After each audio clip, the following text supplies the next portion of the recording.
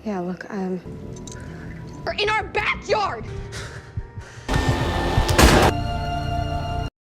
Welcome dear rockets. आज हम देखने वाले हैं इनहेरिटेंस। मूवी की शुरुआत में हमें लॉरेन मॉनरे नाम की एक लॉयर को दिखाते हैं जिसे शुरुआत में ही एक ऐसा केस मिलता है जिसमें उसे एक क्रिमिनल को डिफेंड करने के लिए $1 मिलियन की रकम दी जाती है। और इतने पैसे मिलने के बाद भी लॉरेन का मन ये करने की गवाही नहीं दे रहा होता है, इसलिए वो ये केस लड़ने से मना कर देती है। और इससे हम समझ पाते हैं कि लॉरेन असल में एक अच्छी इंसान है जो अपने जमीर को पैसों से बढ़कर मानती है। इसी बीच हमें लॉरेन के छोटे भाई विलियम मॉनरे को दिखाया जाता है जो कि एक पॉलिटिशियन है और वो न्यूयॉर्क का अगला मेयर बनना चाहता है। फिलहाल आगे हमें लॉरेन के पिता आर्चर मॉनरे को दिखाया जाता है जो बहुत ही बड़े बिजनेसमैन है, मगर कुछ दिनों से उनका बिजनेस कुछ खास अच्छा नहीं चल रहा है। साथ ही इस वक्त उन्हें सांस लेने में भी बहुत दिक्कत होती रहती है, जिस कारण उन्हें अक्सर ही तकलीफ का सामना करना पड़ता है। पर आज उनकी तबीयत कुछ ज्यादा ही खराब लग रही है। फिर भी वो किसी तरह अपनी गाड़ी तक पहुंच जाते हैं, लेकिन गाड़ी में उनकी अचानक मौत हो जाती है, जिसका पता लॉरेन को मीडिया वालों के जरिए चलता है। आगे आर्चर के फ्यूनरल में हम और भी लोगों को देखते हैं, जैसे कि लॉरेन की माँ कैथरीन, लॉरेन का पति स्कॉट और बेटी क्लेयर। ये सभी लोग मिलकर इस फ्यूनरल में शामिल होते हैं। फिर ये सब कुछ खत्म होने के बाद हमें लॉरेन और उसके भाई विलियम के बीच की जो बात होती है उससे पता चलता है कि लॉरेन के पिता को उस पर गर्व था। साथ ही दोनों इस बारे में बात भी करते हैं कि अब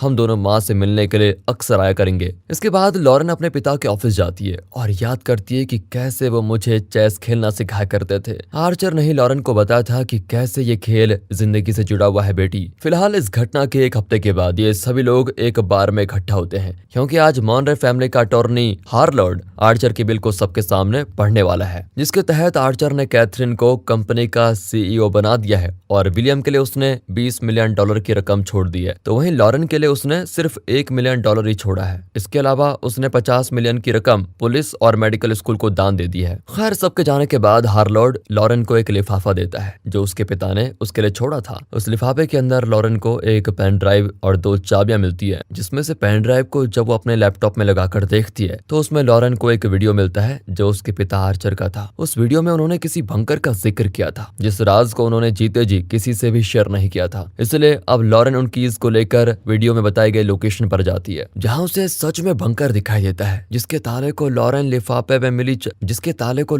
लिफाफे में मिली चाबी से खोल देती है। तो उसके अंदर नीचे तक सीढ़ियां जा रही होती है, जिसके जरिए जब वो नीचे उतरती है तो वहां उसको एक आदमी पड़ा हुआ मिलता है जिसके हाथ पांव को जंजीरों से बांधा गया है। उस आदमी को जैसे ही लॉरेन छूती है तो वो इस तरह से उठता है कि लॉरेन डर डर के वहां से भाग जाती है। उसके डर की वजह से लॉरेन तो अभी तो यहाँ से चली जाती है और घर आकर वो फैसला करती है कि वो इस बारे में 911 को कॉल करके बताएगी। पर उसके ऐसा करने से पहले ही वहां उसका भाई विलियम लॉरेन से मिलने के लिए आता है। वो लॉरेन से कहता है कि मुझे ये जानकर काफी बुरा लगा कि पिताजी ने तुम्हारे लिए बस इतने ही पैसे छोड़े हैं, जिस कारण वो अपना आधा हिस्सा लॉरेन को देना चाहता है। लेकिन लॉरेन इसको लेने से साफ मना कर देती है। वो कहती है कि मुझे इस प्रॉपर्टी या इससे जुड़े पैसों से कोई लगाव नहीं है और ना ही इस बात का मलाल है कि पापा ने मेरे लिए कम पैसे छोड़े। वैसे रॉकेट्स, अगर आपको किसी चमत्कार की वजह से ये $20 मिलियन मिल जाए तो आप उससे कौन सी ख्वाहिश पूरी करोगे? कमेंट करके बताइएगा, क्योंकि आपके कमेंट्स पढ़ने में मजा बहुत आता है। तो कहानी में आगे हम लॉरेन को उसके पति स्कॉट के साथ देखते हैं। वो लॉरेन से पूछता है कि आजकल तुम मुझसे कुछ छुपा रही हो, कुछ परेशान लगती हो। अगर कोई चीज तुम्हें परेशान कर रही है तो तुम मुझसे शेयर कर सकती हो। इस पर लॉरेन स्कॉट से कहती है कि देखो, ऐसा कुछ भी नहीं है, मैं बस कुछ वक्त के लिए अकेला रहना चाहती हूँ। इसके बाद यहाँ लॉरेन स्कॉट को बेफिक्र होकर घर जाने के लिए बोल देती है और स्कॉट उसकी बात मानकर चला जाता है। फिर लॉरेन अपने बचपन की फोटो देखने लगती है जिसमें वो अपने पिता के साथ होती है। अब लॉरेन को याद आता है कि कैसे एक बार उसकी आर्चर से लड़ाई हो गई थी, क्योंकि वो चाहता था कि लॉरेन उसके कुछ अमीर और गुनहगार दोस्तों का केस लड़े, मगर लॉरेन ने उस वक्त ऐसा करने से इनकार कर दिया था। ये उसने इसलिए किया क्योंकि वो किसी भी गलत काम का केस नहीं लेती। अब अगले दिन लॉरेन एक गन लेकर उसी बंकर में जाती है, जहाँ पहुंचकर उसे वो आदमी सोते हुए मिलता है। इसलिए वो मौका देखकर उसके फिंगरप्रिंट्स ले लेती है ताकि वो उसके बारे में और पता कर सके। इस कारण उस आदमी की आंख खुल जाती है और उसे जगता हुआ देखकर लॉरेन तुरंत उस जगह से निकल जाती है। फिर कुछ देर के बाद दोबारा से वो एक मास्क पहनकर उस आदमी के पास जाती है।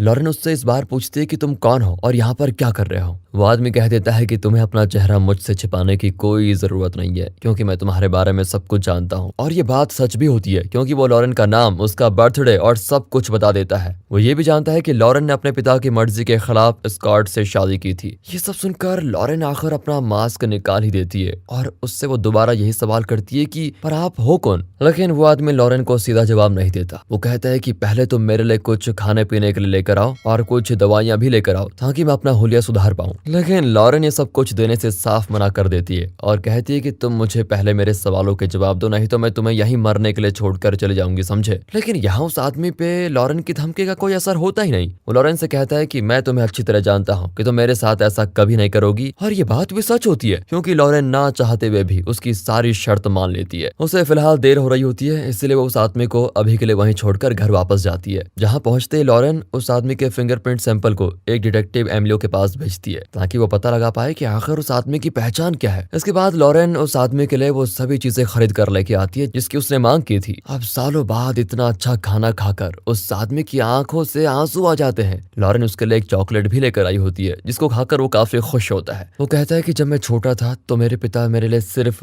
साल में एक बार ही चॉकलेट लाया करते थे। अब क्योंकि लॉरेन ने उसके कहने पर ये सब कुछ ला कर दे दिया, तो वो उसे सबसे पहले अपना नाम मॉर्गन बताता है। आगे वो कहता है कि मेरी मुलाकात आर्चर से करीब 30 साल पहले हुई थी, क्योंकि हम दोनों की अच्छी आदतें एक जैसी थी। दोनों काफी अच्छे दोस्त बन गए थे। जिन आदतों के बारे में मॉर्गन बात कर रहा होता है वो असल में जुआ और लड़कियां होती है। उनकी दोस्ती इतनी अच्छी हो गई थी कि वो जल्द ही दोस्त से बिजनेस पार्टनर बन गए। अब एक रात जब मॉर्गन और आर्चर एक पार्टी से काफी ड्रिंक करने के बाद गाड़ी से घर की तरफ लौट रहे थे, तो रास्ते में गलती से आर्चर ने एक अनजान विक्टिम को कुचल दिया, जिससे उसकी मौके पर ही मौत हो गई। अब यहाँ मॉर्गन कहता है कि हमें पुलिस को कॉल करना चाहिए, लेकिन आर्चर उसे ऐसा करने से मना कर देता है, क्योंकि उसका मानना होता है कि ये होते हुए किसी ने नहीं देखा, इसलिए हम इस लाश को छुपाकर दफना देंगे। ये कहने के बाद आर्चर उसकी लाश को वहीं गाड़ देता है। ये देखकर मॉर्गन को कुछ ठीक नहीं लगता और वो पुलिस को फोन लगा देता है, पर उसे ऐसा करते हुए देखकर आर्चर मॉर्गन को मारकर बेहोश कर देता है। उस दिन के बाद अब तक मॉर्गन को आर्चर ने यहाँ कैद करके रखा हुआ है। इसके आगे मॉर्गन उसके पिता के कुछ और राज लॉरेन से बताता है, जैसे कि आर्चर का सोफिया नाम की औरत के साथ भी नाजायज संबंध है। उसकी इस बात पर लॉरेन को विश्वास ही नहीं होता और वो मॉर्गन से कहती है कि तुम झूठ कह रहे हो, मेरे पिता लाख बुरे थे, लेकिन ऐसा तो बिल्कुल भी नहीं थे। इस पर मॉर्गन उसे सोफिया के घर का पता देते हुए कहता है कि तुम खुद जाकर पता लगा लो। साथ ही वो लॉरेन से ये भी कहता है कि तुम्हारे पिता के सारे राज हार्लोड को पता है। उसकी इन सब बातों से चिढ़कर लॉरेन बाहर आ जाती है और वो तुरंत एमिलियो को कॉल करके मॉर्गन नाम के आदमी के बारे में और पता लगाने के लिए बोलती है। फिर वो खुद मॉर्गन के दिए हुए पते पर जाकर सोफिया से मुलाकात करती है, जो लॉरेन के पूछने पर बता ही देती है कि मैं आर्चर से क्लब में मिली थी। सोफिया से बातचीत के दौरान लॉरेन को वहां पर एक लड़की की तस्वीर नजर आती है। उसके बारे में सोफिया से पूछने पर लॉरेन को पता चलता है कि ये उसके सौतेले भाई और सोफिया से हुए आर्चर के बेटे एलेक्स की तस्वीर है। इस बात को लॉरेन बिल्कुल भी बर्दाश्त नहीं कर पाती और रोते हुए वहां से बाहर आ जाती है। यहाँ से वो अपनी माँ से मिलने के लिए जाती है, जो विलियम के इलेक्शन कैंपेन की तैयारियों में बिजी होती है। फिर लॉरेन कैथरीन से मॉर्गन के बारे में पूछने की कोशिश करती है, लेकिन कैथरीन इस नाम के किसी भी आदमी को नहीं जानती। इसी बीच वहाँ विलियम आकर लॉरेन से अपने इलेक्शन कैंपेन में आने की विनती करता है, क्योंकि सभी जानते हैं कि वो कितनी अच्छी लॉयर है, जिस कारण लॉरेन के वहां पर आने से विलियम को लोगों का अच्छा सपोर्ट मिलेगा। फिलहाल अभी तो लॉरेन के दिमाग में कुछ और ही चल रहा होता है, इसलिए वो विलियम की बातों को टालकर मॉर्गन से अपने सवालों के जवाब जानने के लिए जाती है और उससे उस जगह के बारे में पूछती है जहां आर्चर ने उस आदमी की लाश को दफनाया था। यहाँ मॉर्गन फिर उसके सामने एक शर्त रखता है कि अगर तुम मुझे भी अपने साथ ले चलोगी तो मैं तुम्हें वो सब जगह दिखाऊंगा। मॉर्गन की इस बात को भी लॉरेन को मानना ही पड़ता है और जब मॉर्गन उस बंकर से बाहर आता है तो इतने सालों के बाद वो खुली हवा में सांस लेकर काफी खुश होता है। इसी बीच लॉरेन को उसके पति स्कॉट का कॉल आता है। वो लॉरेन से पूछता है कि आखिर तुम इस वक्त कहाँ पर हो। लॉरेन जवाब देती है कि देखो अभी तो मैं किसी काम में बहुत बिजी हूँ, इसलिए काम खत्म करके जल्द ही वापस आऊंगी। फिर फोन कट करने के बाद लॉरेन मॉर्गन को उसकी बताई जगह पर लेके जाती है, जहाँ मॉर्गन की बताई जगह पर खोदने पर लॉरेन को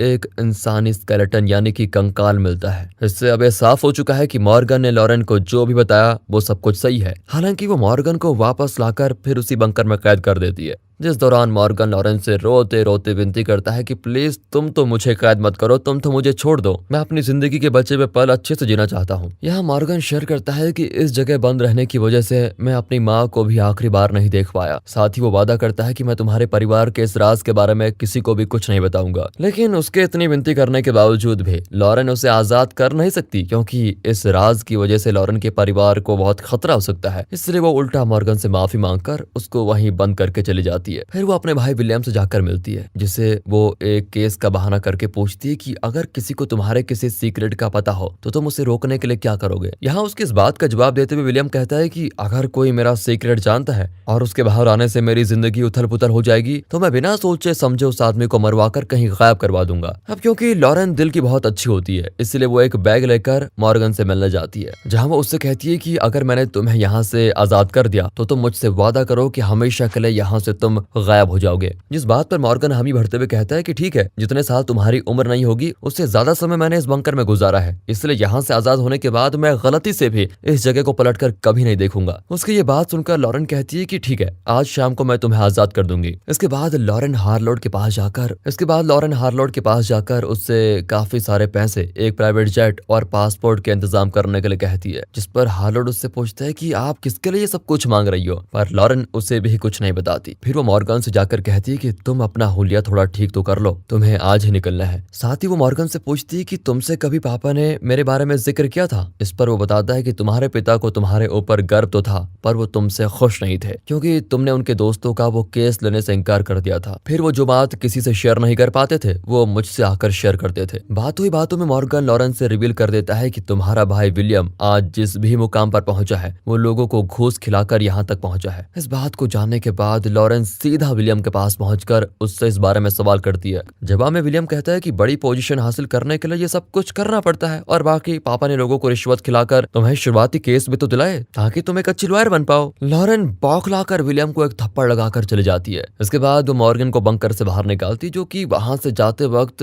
चेस की गोट को अपने पास निशाने के तौर पर रख लेता है। फिर वो बाहर आकर खुली हवा में पहुंचकर बहुत खुश होता है। अब लॉरेन उसे लेकर प्राइवेट जेट पर जाती है, जहां हार्लोड मॉर्गन को उसका पासपोर्ट देता है। साथ ही बताता है कि तुम्हारे अकाउंट में इतने पैसे जमा करवा दिए गए हैं कि उनसे तुम अपनी पूरी जिंदगी आराम से काट सकते हो। लॉरेन मॉर्गन से कहती है कि तुम कभी भी यहाँ वापस दिखाई मत देना, जिस चीज का मॉर्गन उससे वादा कर देता है कि मैं कभी ऐसा नहीं करूंगा, और फिर वो जेट में बैठकर चला जाता है। खैर, इसके बाद लॉरेन फिर से उसी बंकर में जाती है, जहाँ बेड के नीचे उसको एक इंजेक्शन की शीशी मिलती है, लेकिन वो उसे ये सोचकर नजरअंदाज कर देती है कि अब तो सब कुछ निपट चुका है। इसी दौरान एमिली मॉर्गन की एक फाइल लॉरेन को भेजता है, जो लॉरेन से मिलने आई उसकी माँ कैथरीन को मिल जाती है। यहाँ लॉरेन कैथरीन पर उसकी चीजें छूने के लिए गुस्सा भी करती है, पर कैथरीन उल्टा उस फाइल से एक फोटो निकालकर लॉरेन को दिखाते हुए सवाल करती है कि आखिर तुम्हारे पास कैटसन की फोटो कहाँ से आई और ये क्या कर रही है। जिस पर लॉरेन उसे बताती है कि ये कैटसन नहीं, ये तो मॉर्गन है, जिसे आर्चर ने पिछले 30 साल से एक बंकर में कैद करके रखा हुआ था। और फिर यहाँ आती है असली कहानी सामने। कैथरीन बताती है कि असल में इस आदमी का नाम कैटसन है, जो कि एक सीरियल किलर है। अब ये जानते ही लॉरेन भागते हुए एयरपोर्ट पहुंचती है, जहां उसे हार्लोड और पायलट की लाश मिलती है। साथ ही लॉरेन को अंदाजा हो जाता है कि मॉर्गन कैथरीन को मारना चाहता है, तो वो वापस भागकर आती है, जहां कैथरीन नहीं होती। साथ ही उसका फोन भी नहीं लग रहा होता है। इसलिए लॉरेन को ये समझने में बिल्कुल भी देरी नहीं लगती कि कैटसन उसकी माँ को उसी बंकर में ले गया होगा। जहाँ पहुंचकर उसे कैथरीन मिल तो जाती है, पर इससे पहले लॉरेन कैथरीन से कुछ पूछ पाती,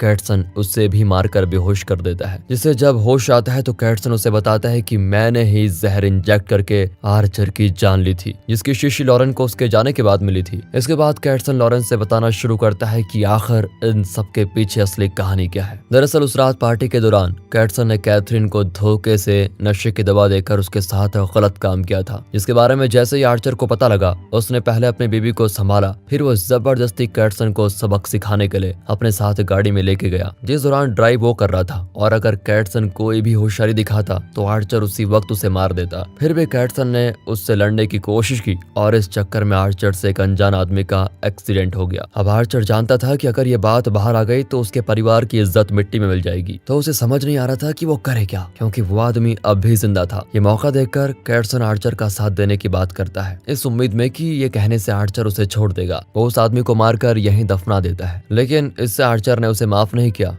बस इस एहसान के चलते आर्चर ने उसको पुलिस के हवाले नहीं किया बल्कि इस बंकर में कैद रखा, क्योंकि वो भूला नहीं था कि कैटसन ने कैथरीन के साथ क्या किया। अब जब कैटसन ये सब कुछ बता ही रहा होता है तो कैथरीन को आ जाता है होश। होश में आते ही कैटसन को उल्टा सीधा बोलने लग जाती है, इसलिए वो गुस्से में कैथरीन पर हमला करने की कोशिश करता है, जिस दौरान लॉरेन अपनी माँ को बचाने के लिए उससे भिड़ जाती है और कैटसन उससे भी बुरी तरह मारता है। यहाँ आखिर में रिवील होता है कि लॉरेन असल में आर्चर की नकली बल्कि कैटसन की बेटी है। मगर अब इन सभी बातों के लिए देर हो चुकी है, क्योंकि मौका मिलते ही कैथरीन एक गन की मदद से कैटसन को जान से मार देती है, जो कि लॉरेन लेकर आई थी, और फिर माँ बेटी कैटसन की लाश समेत उस पूरे बंकर को आग लगा देती है, जिसके साथ ये मूवी यहाँ पर खत्म होती है। बाकी दोस्तों, अगर आपको स्टोरी अच्छी लगी हो, मूवी अच्छी लगी हो, एक्सप्लेनेशन अच्छा लगा हो तो लाइक कीजिए, चैनल को सब्सक्राइब। मिलते हैं अगली वीडियो में, तब तक के लिए गुड बाय, अपना ख्याल रखें and finally thanks for watching.